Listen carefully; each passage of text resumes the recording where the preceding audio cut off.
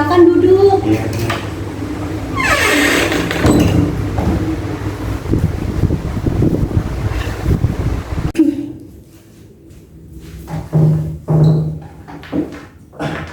Selamat pagi Ibu.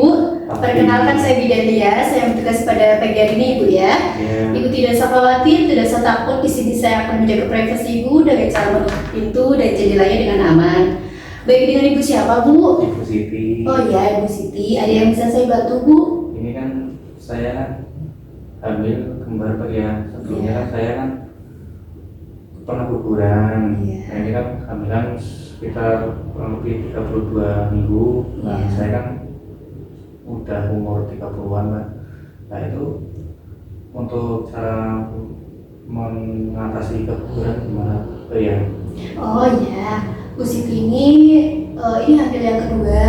Iya. Ini hamilnya kembar ya Bu ya. Iya. Sebelumnya udah pernah keguguran ya Bu ya. Jadi Iya. Ibu takut barangkali Iya. nanti bisa keguguran lagi gitu ya Bu ya. Iya. Baik, di sini saya akan memberikan KIE atau konseling mengenai deteksi dini komplikasi pada Ibu. Sebelumnya, apakah Ibu pernah mengetahui atau pernah mendengarkan tentang deteksi dini komplikasi ini? Tidak. Oh ya, baik.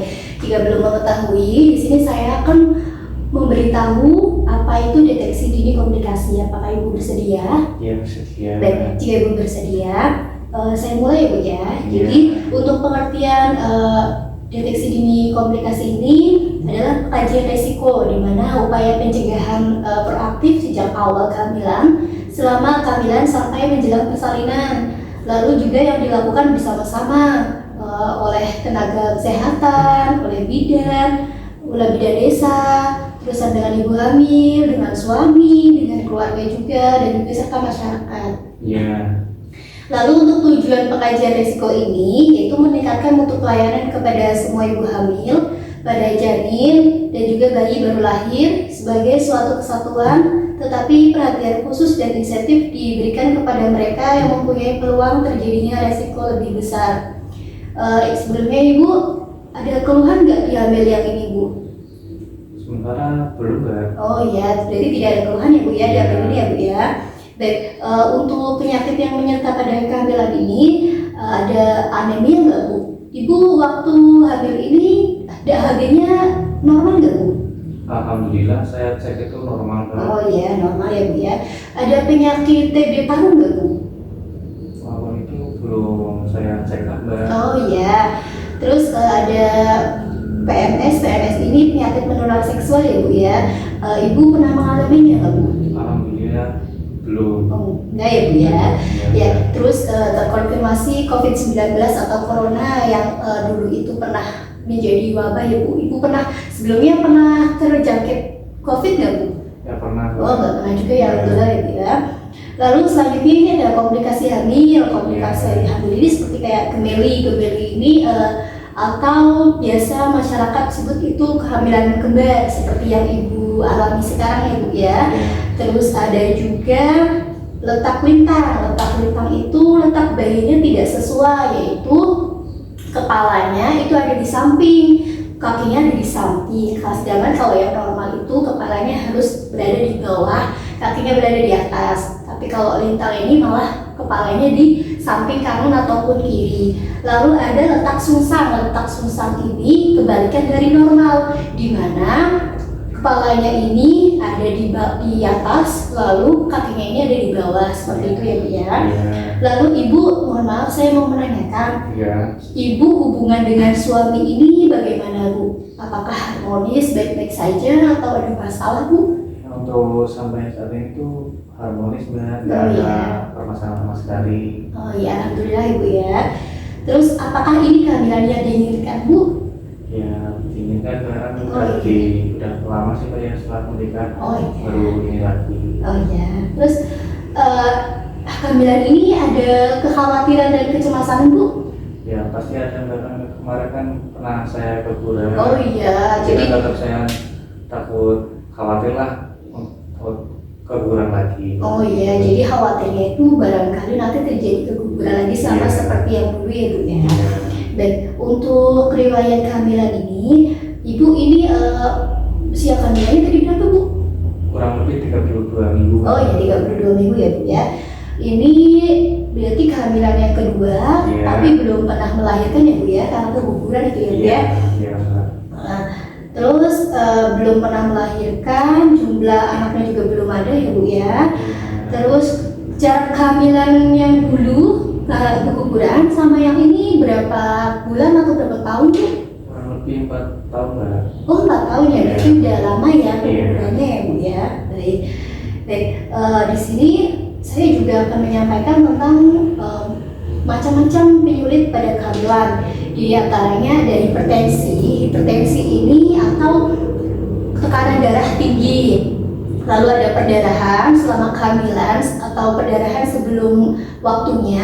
Ada juga kehamilan sungsang yang sudah tadi saya sampaikan, itu letak janin yang tidak normal. Ada juga kehamilan ganda atau kehamilan kembar yang seperti ibu ini alami ya Bu ya. Dan juga ada kematian janin. Kematian janin ini terjadi saat janinnya belum lahir ke luar ya Bu ya.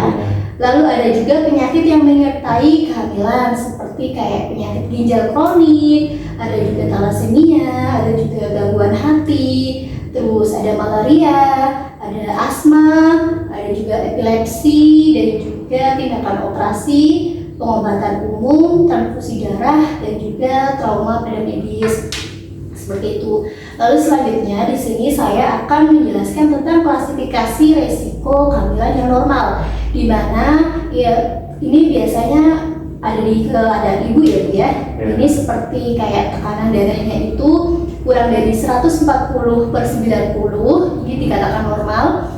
Dan juga selama hamil itu bertambahnya berat badan sesuai dengan KMS atau di buku catatan kehamilan itu ya Bu ya. Nanti itu selalu dipantau setiap bulannya. Lalu minimal ini 8 kg selama kehamilan itu harus naik satu bulannya, setiap bulan itu harus naik 1 kilo. Nah, terus ada edem, ada hanya pada ekstremitas. Kalau misalkan ibu hamil terus ibu bengkak pada kaki dan itu tidak membengkak banget, itu berarti masih normal ya Bu ya. Terus DJJ atau detak jantung janinnya itu kisaran 120 sampai 160 kali per menit, itu dikatakan normal. Dan juga ada gerakan janin ini dirasakan setelah usia kehamilan pada 18 sampai 20 minggu ataupun sampai nanti melahirkan, itu masih terdengar, berarti itu normal ya Bu ya. Terus tidak ada kelainan pada riwayat obstetri, seperti yang tadi sudah saya sampaikan kelainannya apa aja itu.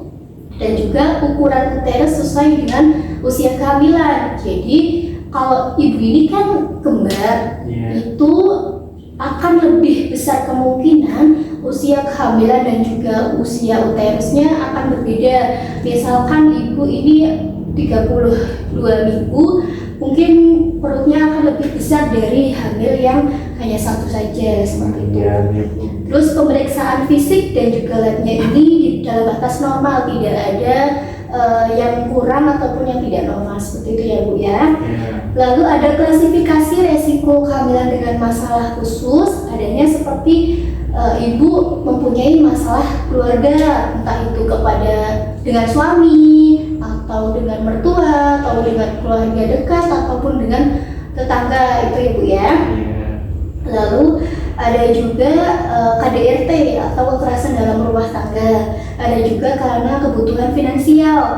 Terus selanjutnya ini ada klasifikasi kehamilan dengan masalah kesehatan yang membutuhkan rujukan untuk konsultasi atau kerjasama pada penanganannya, seperti kayak riwayat pada kehamilan sebelumnya ini janin atau neonatus ini mati dalam kandungan, terus keguguran lebih dari 3 kali. Kalau ibu ini kan baru 1 kali ya Bu ya, tapi diusahakan biar gak terjadi keguguran lagi.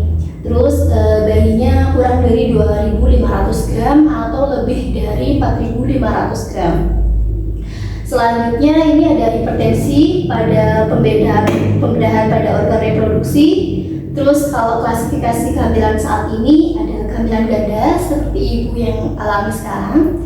Ada juga usia ibu kurang dari 16 tahun, ibu kan sudah 30 tahun tadi ya Bu ya. Terus lebih atau lebih dari 40 tahun itu termasuk yang sudah mendekati resiko. Terus resusnya itu negatif. Terus juga ibunya mengalami hipertensi atau tekanan darah tinggi. Lalu ada penyakit jantung, ada penyakit ginjal, ada juga DM atau diabetes mellitus atau penyakit gula, ada malaria, ada HIV, lalu ada sifilis, ada TBC paru, anemia, terus mengkonsumsi obat-obatan dan alkohol, dan juga ini berat badannya tidak naik atau tidak sesuai dengan IMT yang dibukukan itu ya Bu ya. Terus TFU-nya juga tidak sesuai dengan usia kehamilan ibu. Terus mengalami ISK atau infeksi saluran kemih.